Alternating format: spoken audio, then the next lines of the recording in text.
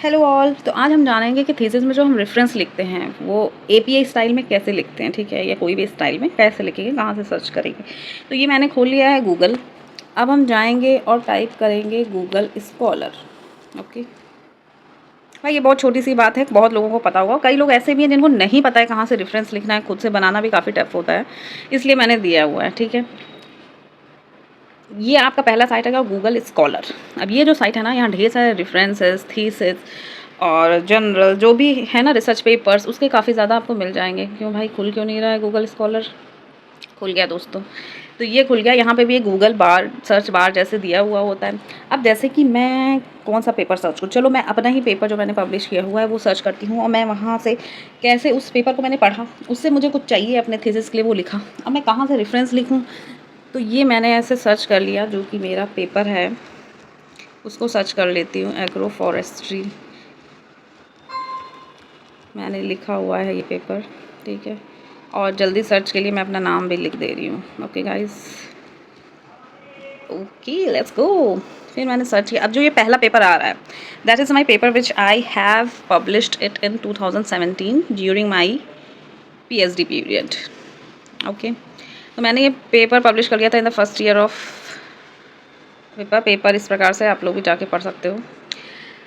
अब यहाँ पे जो हम बात कर रहे हैं कि हमें इसको साइट करना है अपने पेपर में, आप देख सकते हो ये पेपर के डिटेल्स और एब्स्ट्रैक्ट सब दिया होगा। अब इसको खोलोगे तो आप वो पेज में मिल जाएगा किस जनरल ने, जैसे करंट साइंस का पेपर था ये। ठीक है, अब हम यहाँ पे देखिए नीचे दिया हुआ है जो स्टार बना हुआ है, देखिए मैं इसको जूम कर दे रही हूँ। I don't have marker in this because I am recording this video in a screen recorder. Okay, तो ये साइटेड बाय 73 देखिए लिखा हुआ है स्टार के आगे। ठीक है, रिलेटेड आर्टिकल्स भी मिल जाएंगे। ये एरो मैंने दबाया, जब एरो जब एक्सपैंड हुआ तो हमने पहला देखा जो कॉलन दिया हुआ है स्टार के आगे, साइट। मुझे ये पेपर पसंद आया, मैंने पढ़ा, मेरे टॉपिक के अकॉर्डिंग था। अब मैंने ये साइट वाला बटन को क्लिक किया।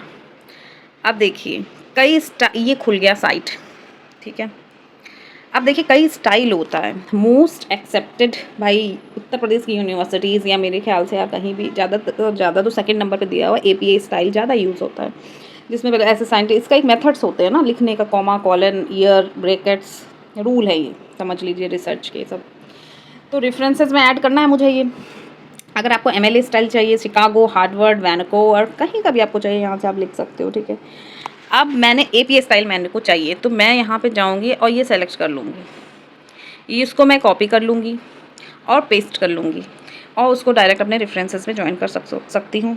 एक छोटा सा मेरा टिप ये है कि एक बार इसको सरसरी निगाहों से जितने भी आपने से कॉपी पेस्ट किए, कभी कभी गलत रहते हैं कुछ पेपर्स के साइटेशन, वो आप साइट जो भी करो वो एक बार हल्के से देख लो कि हाँ भाई पेज नंबर दिए हुए हैं कि नहीं, या नहीं। कभी कभी नहीं भी दिया रहेगा तो आप बैक जाओ, पेपर खोलो, पेपर पढ़ो, वहाँ से आप जब खोलोगे PDF मिल जाएगा आपको। तो आप इस तरीके का ऐसे देखिए डिफरेंट टाइप्स ऑफ पेपर है, ये सेकेंड थर्ड मेरे ही हैं। जैसे कि हमें ये AK मालवीय जी का हमें ये पेपर समझ में आया। अब हमने ये एरो जो है जो दी, ये रिलेटेड आर्टिकल, इसको किया एक्सपैंड। जब मैंने एक्सपैंड कर दिया तो ये साइट वाले को क्लिक किया।